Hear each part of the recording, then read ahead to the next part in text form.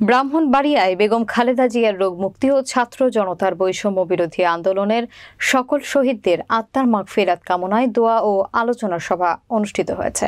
বিস্তারিত থাকছে নিজস্ব প্রতিবেদক মিজানুর রহমানের প্রতিবেদনে। রবিবার বিজয়নগর চম্পকনগর মডেল উচ্চ বিদ্যালয় মাঠে এই অনুষ্ঠান অনুষ্ঠিত হয়েছে।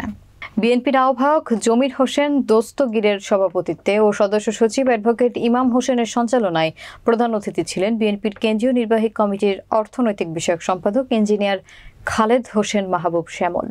বিশেষ অতিথি হিসেবে উপস্থিত ছিলেন ব্রাহ্মণবাড়িয়া জেলা বিএনপির সাবেক সভাপতি হাফিজুর রহমান মোল্লা, সাবেক সাধারণ সম্পাদক জহিরুল হক খোকন, হরসপুর ইউনিয়নের যুবদলের সভাপতি সালাউদ্দিন আহমেদ সহ জেলা উপজেলার ছাত্রদল, যুবদল, স্বেচ্ছাসেবক দল, শ্রমিক দল নেতৃবৃন্দ।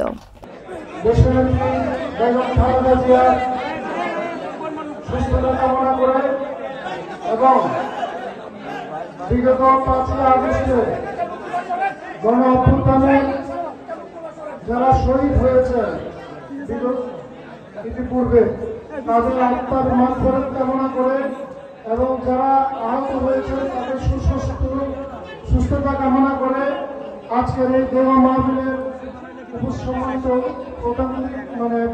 সভাপতি উপস্থিত আছেন। আমার সাথে ব্রাহ্মণবাড়িয়া জেলা থেকে আগত আমাদের জেলা বিএনপি অঙ্গ সংগঠন এবং সহযোগী সংগঠনের নেতৃবৃন্দ উপস্থিত আছেন। আমাদের জেলায় প্রাণপ্রিয় বিজয়নগর উপজেলার সকল পর্যায়ে আমাদের বিভিন্ন অঙ্গ সংগঠন, মূলদল সহ অঙ্গ সংগঠন এবং সহযোগী সংগঠনের নেতৃবৃন্দ এবং অধ্যক্ষতার ভাই বোনেরা, আসসালামু আলাইকুম।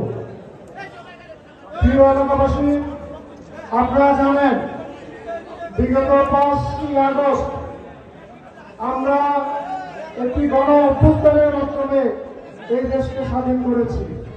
ছাত্র জনতা এই আন্দোলনের নেতৃত্ব দিয়েছেন। আমরা বিএনপি সহ সকল বিরোধী দল তাদেরকে সহযোগিতা করে এই গণ অভ্যুত্থানে আমরা সফল হয়েছি। এই গণ অভ্যুত্থান কিন্তু একটি